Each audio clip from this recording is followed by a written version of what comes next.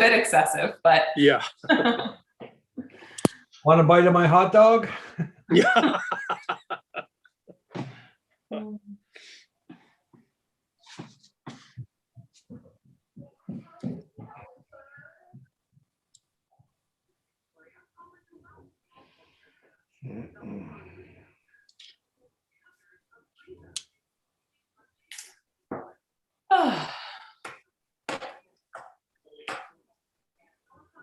do we know if Helen is coming on? Sure. Okay. I haven't heard anything. Okay. Oh, there she is.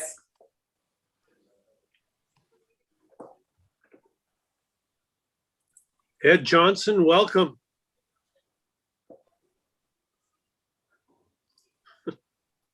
How come I'm only seeing you, Ron? I don't know, because I don't have my camera turned off. You have to But I click a only button, see you. probably. Cindy, you What's have that? to change to gallery view. Okay, I thought that, but I can't find that little button. Okay, We've been doing this for a long time, Cindy. I know, I Cindy, normally you have can gallery you can view. press the plus button. Oh, I found it, I found it, I found it. And you know, the whole thing with Greyhound, just so everybody knows, it was writing on the wall when they left Port Alberni. Yeah, for sure. Okay, just about time.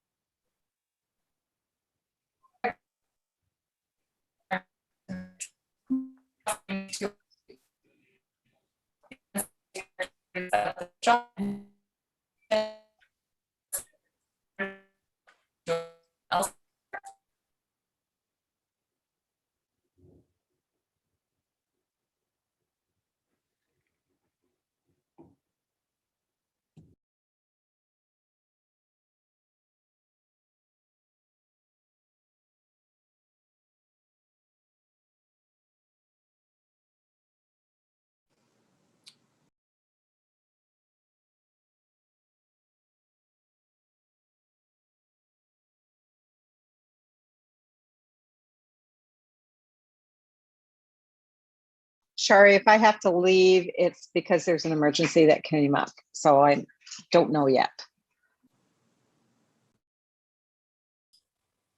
Okay, I'm back. Did everyone else get kicked off or was it just me? No. Probably. Okay. So Sorry you about must have that. missed. You must have missed what I just said. If I have to leave, it's because it's an emergency, just so you know. Okay. No problem. Okay, sorry about that. I think I called the meeting to order and then immediately my screen froze and I got kicked off of Zoom. So we will start that over. We will call to order our virtual public hearing and start by just recognizing that most of us are joining from the unceded territories of the Hupachesit and Sishot First Nations. Of course, recognizing that others may be joining from other nations and other traditional territories, just as is the wonder of Zoom meetings where we're not all together. So we will start with my introductory remarks. So this public hearing is being, sorry, when the screen goes full screen, I lose mine. This public hearing is being convened in order to consider the following proposed bylaws. Official Community Plan Amendment number 32 for 4305 Kendall Avenue, BC Housing. Sorry about that. Okay. Bylaw number 5015, zoning bylaw amendment number 42, 4305 Kendall Avenue, BC Housing, Omixu, bylaw number 5016, and zoning bylaw text amendment number T26, site specific use P1 institutional, bylaw number 5017.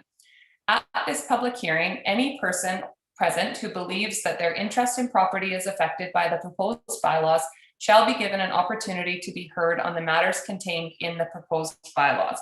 However, it is important, lost my screen again, sorry about that.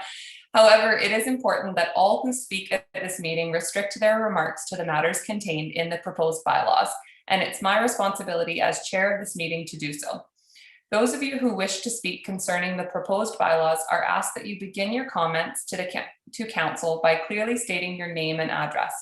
You may then give us the benefit of your views concerning the proposed bylaws. Members of council may ask questions of you following your comments. However, the main function of council members this evening is to listen to the views of the public. It is not the function of council at the public hearing to debate the merits of the proposed bylaws with individual citizens. Everyone who deems their interest in property to be affected shall be given the opportunity to be heard at this meeting. No one will be or should feel discouraged or prevented from making their views known. After this public hearing has concluded, council may, without further notice, give whatever effect council believes proper to the representations made at this hearing. Switch back here. We will now go to the description of the applicant to be read by the corporate officer. Thank you, Chair Minions. So the applicant is applying to amend the official community plan and the zoning bylaw to facilitate use of the site for institutional housing defined as a mother center. The proposed bylaws are official community plan amendment number 32, bylaw number 5015. This bylaw, if amended, will change the designation of the subject property from multifamily residential use to institutional, as well as remove a portion of the property from the development permit areas map DP area number 1.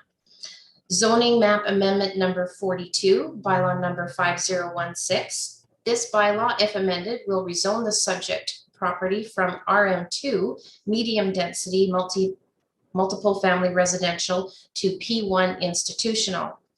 The third bylaw is zoning bylaw text amendment number T26, bylaw number 5017. This bylaw, if amended, would add mother center to the list of definitions in section 4, definitions, and add mother center as a site-specific use of the P1 institutional zone for the subject property at 4305 Kendall Avenue. Thank you. And we'll now have background information from the development planner. Thank you, Madam Mayor. I'm just going to quickly share my screen.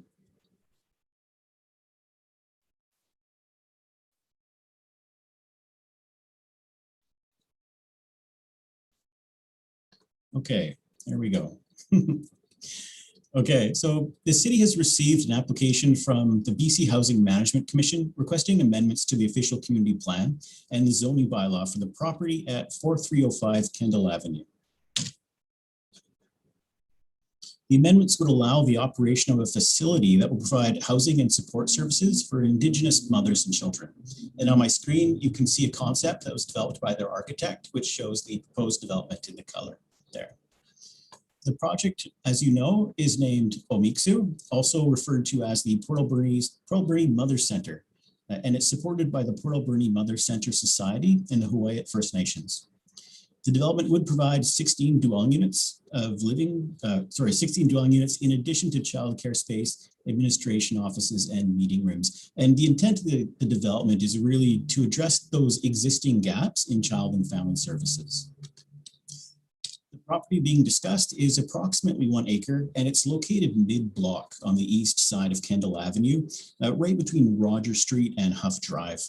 Is currently designated multifamily residential in the OCP and zoned RM2 medium density multifamily residential in the zoning bylaw. The surrounding neighborhood is composed largely of properties zoned for institutional, single family residential, multiple family residential, and parks and recreation. To the east and to the south are single and multifamily homes, and to the west and north are Port Alberni District Secondary, the Multiplex, and North Island College. Right beside the property, as you can see from this site photo, is an existing multifamily development. And this photo is fairly dated, but you get an idea of the site. It's important to clarify that these amendments that are being requested by the applicant would only apply to a portion of the property, as you can see in this map, but it's in the gray area here. In the end, the property would have a split zoning, and the housing facility would be located only on the southern portion that's subject to the amendments. And you can see that here in the site photo. You can see how the building is arranged and on the southern portion of the property only. The amendments that have been requested to the OCP and the zoning bylaws will enable this development, and they are required for it to go forward. The OCP amendments will include changing the designation of a portion of the property from multifamily residential to institutional, removing that portion from the multifamily DPA. And then the zoning bylaw amendments include rezoning that portion of the property from RM2 to P1 institutional, adding Mother Center to the list of definitions in the zoning bylaw, and then making Mother Center a permitted use specifically at 4305 Kendall Avenue. In terms of the city's policy goals and regulations, the proposed change in land use does align with the community and housing objectives in the OCP. And this change from multifamily residential to institutional to allow housing and support services is really consistent with the surrounding neighborhood. The definition of Mother Center also aligns quite closely with the intent of the P1 institutional zone and with the uses that are already permitted in that zone. The proposal itself, sort of the design of the site and of the building, it also meets the site development regulations of the P1 zone, and all required parking will be provided on site. As part of the rezoning process, the city sent referrals to other agencies and departments for comments, and the feedback we received were really only about the site and how it would be serviced. And this is because utility connections aren't currently available on the site itself. However, the applicant will be responsible for providing service connections to all those utilities. And to that effect, they've already registered the required utility easements on title, and they've coordinated with the city's engineering department to sort out those requirements and what they'll be. To summarize, the applicant has applied for these OCP and zoning bylaw amendments, which would enable them to construct and operate the housing and support services facility for Indigenous mothers and children. And overall, the application does align with the OCP objectives for housing and support services, and the proposed land use is compatible with both the surrounding neighborhood and the zoning bylaw. Thank you. Thank you very much for that. We'll move on to correspondence. We do have a letter dated May 6th, 2021 from the First Nations Health Authority in support of the Umixu Mother Center project. Twyla, do we have any late correspondence? Yes, Chair Minions. So further to the one in your package, an additional 12 letters were received, all expressing support and from a variety of individuals, including the RCMP, School District 70, Island Health, and a number of First Nations. Wonderful. Thank you very much. We'll move on to input from the public regarding the bylaws, and I will turn it over to Twyla for this portion to let me know if there are any members of the public who would like to speak. Okay, so far I'm not seeing any hands being raised. We do have 6 attendees present. What I would remind individuals, if they do wish to speak, just click on the raise your hand and we will present you in the order that it comes in. And also just a reminder that if you do speak, if you could please provide us with your name and your address. And having said that, I'm still not seeing any hands at this point, Chair Minions. Okay. Okay, we'll wait one more minute, and then of course there will be another opportunity at the end for anybody wishing to speak.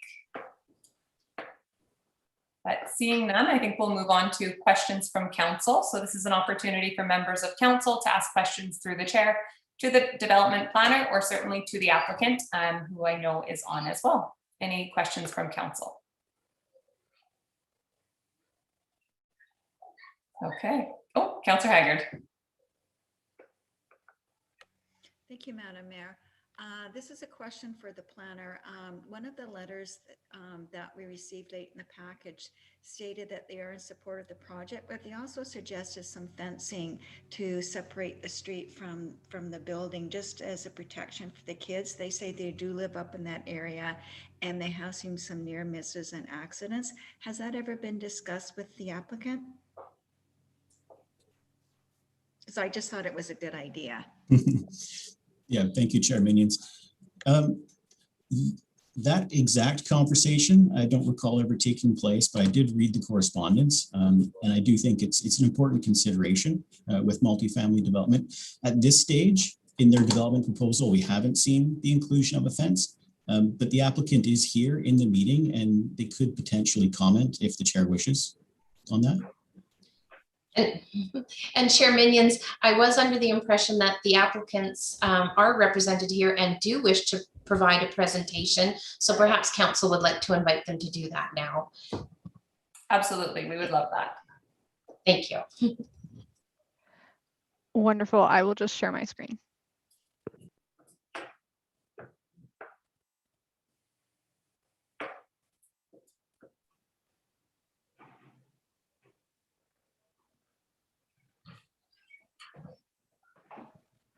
Great, we can see your screen. So whenever you're ready, we will pass it over to you. Great. Thanks, Edward. Over to you. Okay, thank you. Chu Naata Chani Oklama Klitsnit. My name is Edward Ralph Johnson from Ojai First Nations, a member of Executive Council. We're here to talk about the OMEXU proposal. Attending is Shannon Zimmerman. She's our Ojai Director of Children and Family and Wellness, as well as a member from BC Housing, Tara Schmidt, Development Manager, and Bob Waters, he's the architect. Next slide, thank you. We'd like to acknowledge the traditional territory of the Dijat and Alberni First Nations. Very wonderful, wonderful people here in their territory as we speak. And thanks. Mayor and Council, thank you so much for letting us provide this presentation tonight. We're really excited about this project. So our presentation is brief and it's to talk about who are the partners, explain what our partner roles are, why UMIXU is needed, what is UMIXU, why did we pick Kendall Avenue, what are the specific design features that were thought about, and also the next steps in the process. Back to you, Edward. Thank you. So then, who are the partners? So then obviously the Ojai First Nations, we're a treaty nation, a modern treaty nation since 2011. We have roughly over 850 citizens, and yeah, there's a third of us that reside in the Alberni Valley. And it's back over to you, Tara. I know the mayor and council are pretty familiar with BC Housing and that we develop, manage, and administer a wide range of affordable and subsidized housing options across the province. And there are several examples already present in Port Alberni.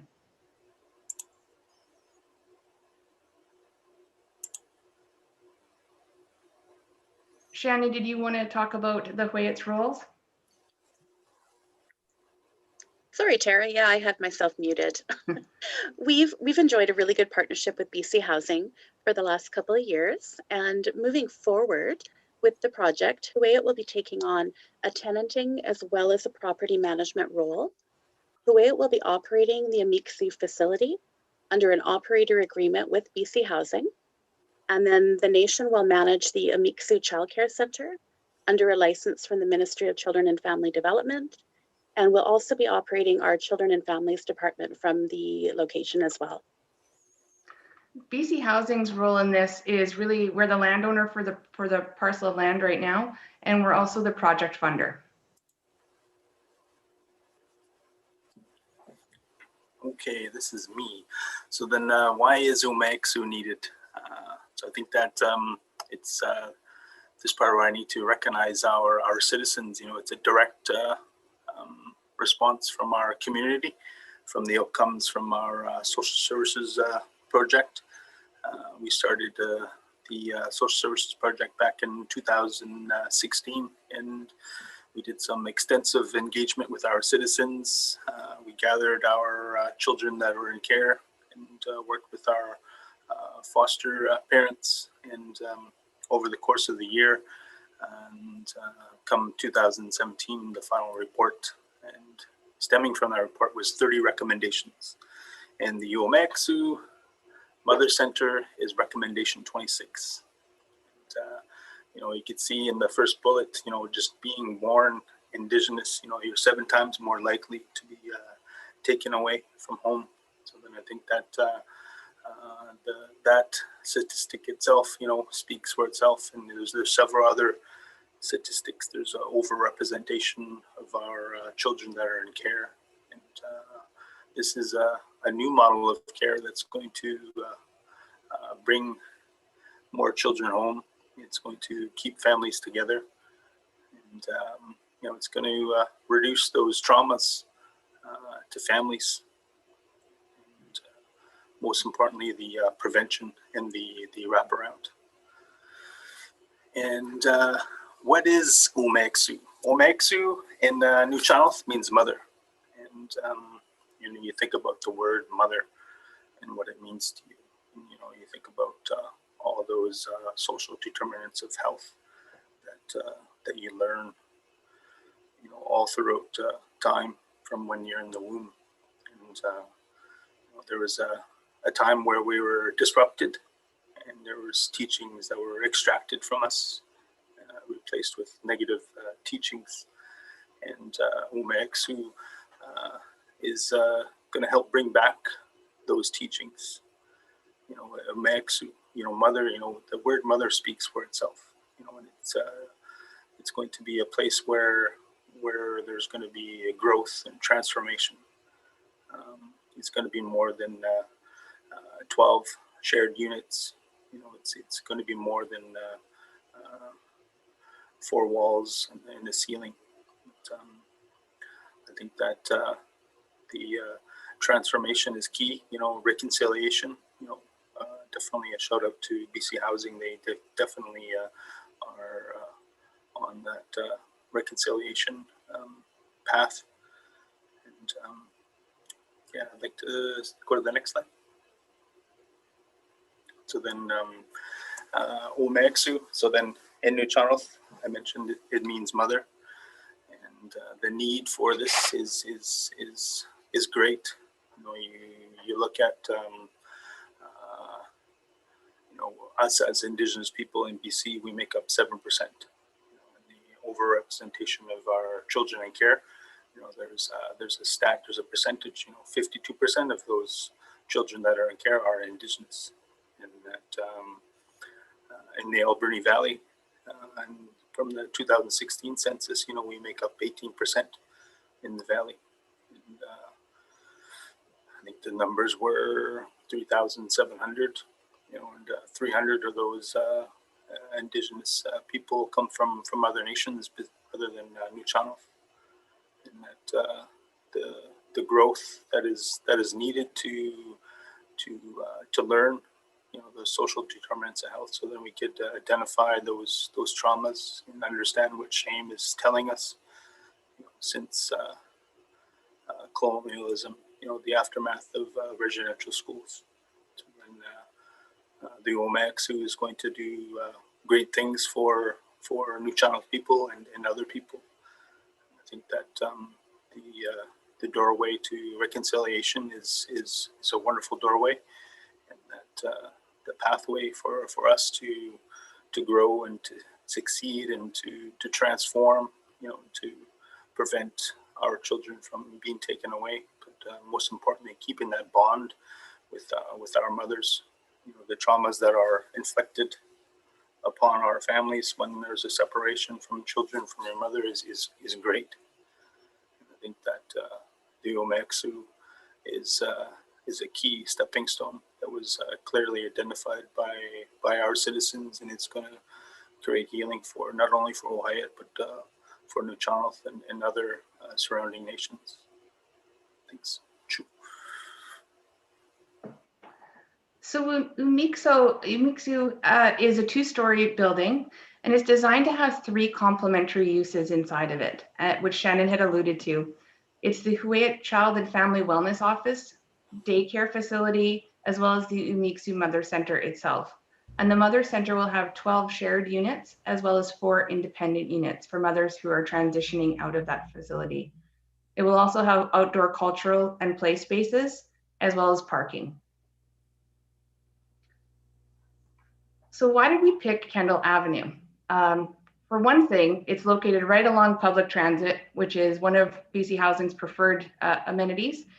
It's also a really short walk to several educational sites, recreation facilities, as well as other amenities. And so we were very excited about the site. And it was also large enough to accommodate the design, as well as being generally flat, good drainage. It was a vacant site. It had all the utilities available, and it was available for purchase.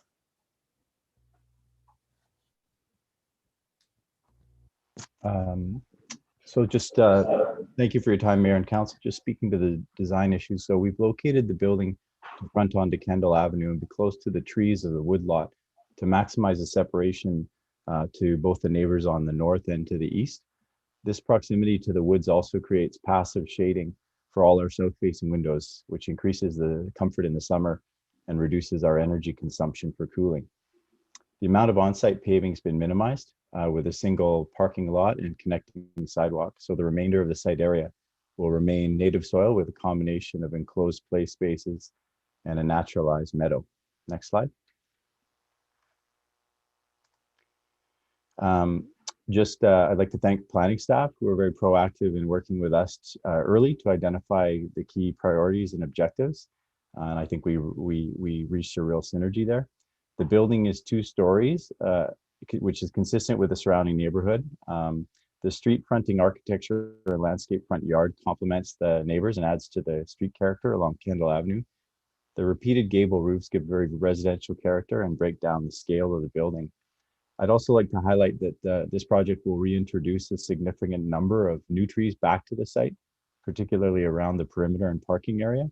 And all trees and planting will be indigenous and low maintenance, drought tolerant species. The fence question was a good one, and that is included in our landscape design, specifically around the front yard, the south side yard, and the 2 play spaces in the back. So the risk of movement out onto the street and risks associated with Kendall Avenue, I think will be addressed by having that fence.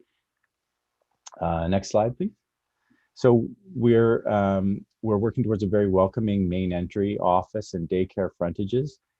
We have heavy timber canopies and posts that are going to shelter the sidewalk, while also showcasing local resources and craftsmanship. A second floor shared balcony gives families secure outdoor space that looks out over the adjacent woods. And really we have conventional residential architecture and materials with large bright windows, bright interiors. It's going to be a beautiful building.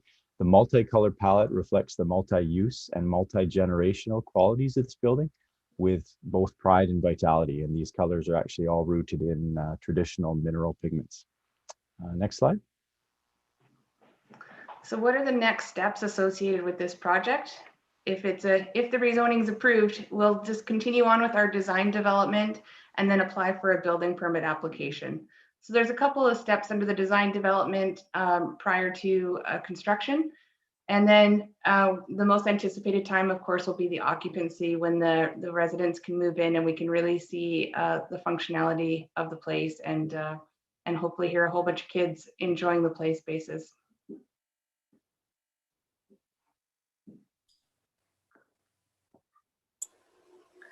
Just like to say click-o. Thank you for your time, and it's been a wonderful journey getting to this point.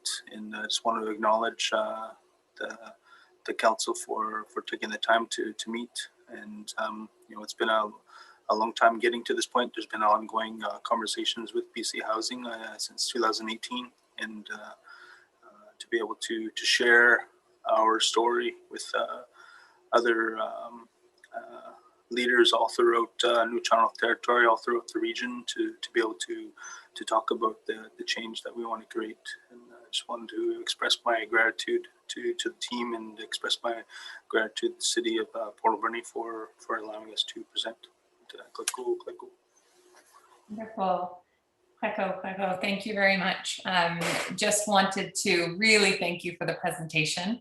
I know that you did present at council, just a smaller presentation a bit earlier on as well, and it's always nice to just see more detail of the plans. So excited to see it at this point. As you know, of course, it's not council's intended purpose at a public hearing to express opinions on you know, on the land use or the specific project, but I do just want to really thank Huayet for recognizing the need for this in our community and, you know, within your own community, and BC Housing for seeing the value and bringing funding to the table. It's really just an incredible concept. And yeah, thanks for all the work that's gone into it already. So following that, are there any questions from council? I'll go with Councillor Paulson, and then Councillor Solda, I believe, had her hand up as well, and Poon. First of all, thanks for your presentation, and it looks like a great design and stuff. And Tara, thank you so much for BC Housing's presence in Port Alberni over the last few months and years. I sit as a director on the Low Energy Housing Society, and we're about halfway through a project that will bring affordable housing to Port Alberni there as well. A couple of questions, and I'm not sure who would answer. I realize there's 12 shared units and 4 independent units. Would there be a number on capacity? And I guess my question is, would that capacity be well served for today and into the future? Or should we be expanding it onto the green space and build it bigger? The second question I have, and Ed, you might answer this, or Shannon, there's a number of letters of support, and certainly there was a letter from CISHOT with a number of suggestions in the letter with regards to probably a shared business model or shared interest in the project itself. And I just wanted to make sure that you feel good in your heart that there's no showstoppers there. I didn't see any when I read it, but so capacity and you know, some of the suggestions from CISHOT in particular in their letter, and maybe you could comment on that. And thank you, Tara. Thank you, Councillor Paulson. Through the mayor, the capacity of Umixu, if I'm remembering correctly, is between 36 and 48 residents of the 12 shared units. We've designed intentionally larger units so that it would be a mom with up to 3 children per unit in the mother center. For the independent units, Rob, correct me if I'm wrong, but I believe they're 2-bedroom and 3-bedroom units. Intentionally get set for larger families that can comfortably live for several years. That's great. Excellent, thank you. Edward, do you want to comment at all on CISHOT? Yep, so then engaging with Ken Watson, he's very supportive in our conversations, and one of the recommendations was acknowledgement of the territory, and as well as possible a seat on the board to be able to be part of the change. He was very ecstatic about the outcomes and the benefits of the OMAX, and there was no showstoppers there, and all positive responses, especially from the Ocp First Nations, very positive conversations, and they definitely want to be involved in the change. Wonderful, thank you very much. Councillor Solda, and then Councillor Poon. Well, Councillor Paulson's asked a question that I really wanted to know, and it's been a long time that particular piece of land has had a sign up there saying development, and I remember when it was to be a part of what was there already, but yeah, I'm looking forward to seeing where we go with this, and I think it's Click Oak. Thank you. Councillor Poon. Thank you. Sounds like an exciting project, and I was interested to know what will the capacity be for the daycare facility, and whether it will be open to the public, or is it just open to the residents? Thank you. Shannon, would you like to answer that one? Thank you, Councillor Poon. That's a great question. The capacity with the Child Care Centre is there will be 8 spaces for children 30 months and under, so the infant toddler, and there will be 16 spaces for children 30 months and over, or 30 months up to school age, rather. The daycare, the priority will be given to children who are living in the Amiksu. However, if there are empty spaces, those would be opened up to other Indigenous families and then offered up into the community. But we're really hopeful to be able to use the daycare facility to offer parent and child programming and cultural programming, and lots of mentoring by the early childhood education staff with the mums in just working together on parenting strategies and encouraging attachment. So we're really hoping that those spaces will primarily be filled with the Amiksu residents. Thank you. Wonderful. Thank you very much. Any other questions from council? Councillor Paulson. Rob, I don't want to put you on the spot, but with new construction techniques and everything, you want to comment on construction form and fit, and obviously with new energy standards and stuff coming, what have you introduced into the building that will get you to a very efficient, environmentally friendly building? Great question. Yeah, so through the mayor, it's because it is only a 2-story building, we can use the very conventional wood frame construction, which also is the lowest carbon impact versus concrete or steel. But also because it's a BC Housing project, BC Housing has more aggressive energy policies than conventional market construction. So we're going to be, it'll be a step 3 or step 4 building with the BC Energy Code. So it'll have full heat recovery. The air loss, air tightness will be fantastic. So relative to pretty much any other building built in the last 10 years, this will be head and shoulders above that. So we'll have full exterior insulation. So it'll be a very healthy building, but the energy consumption will be basically as low as we're able to get with the technology we have these days. Any capacity to add solar to it sometime now or in the future? That's the one thing that we might not be able to do. I'm excited by our ability to position it close to those trees on the south side, because heat gain, solar heat gain, is something that's increasingly becoming an energy problem for us to solve. So to have that passive shading on the south side is a real asset for us, but it means that solar panels would be challenged to really pull any energy. So for this project, maybe not. Thank you very much. Any final questions from council? Okay, thank you. We will move on then. Once this portion of the public hearing has closed, members of council may not, as a group or as individuals, receive any further oral or written presentations on this matter, including what might be perceived of as informal discussions immediately following the termination of this meeting. I ask that all parties comply with this. Before closing the public hearing, I will call 3 more times for further speakers regarding any of the matters contained in the proposed bylaw as it contains to 4305 Kendall Avenue. For the first time, is there anyone who wishes to make any further representations? Twyla will let me know if anyone pops up. Yeah, Chair Minions, I'm just giving an opportunity for the attendees to raise their hands. I'm not seeing any hands being raised at this point. Oh, I have one. Oh, a panelist has raised their hand. Mayor Minions, am I able to speak on behalf of mums and children? Absolutely. Thank you.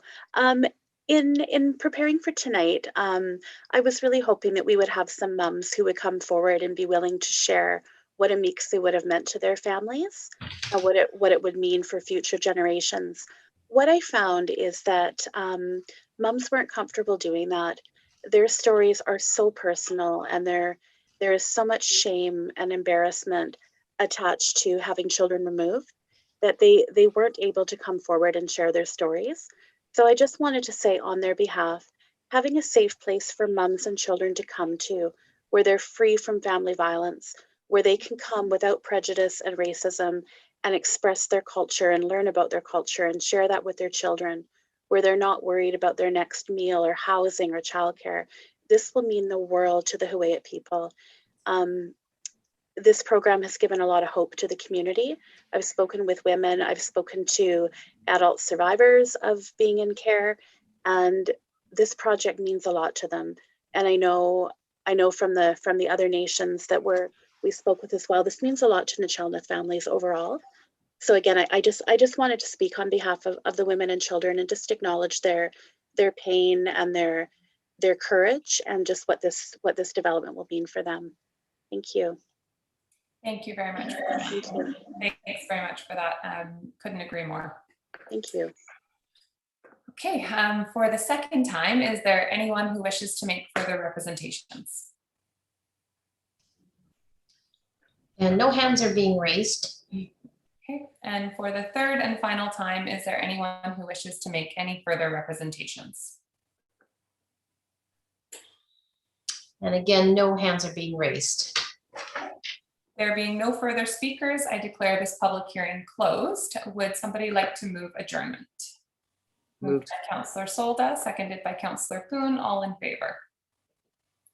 Carried. Thank you very much, Council, and thank you very much to Huayet and BC Housing and everyone who has joined on tonight, as well as those people who took the time to write correspondence on this matter as well. Hope everyone has a great evening. Thanks.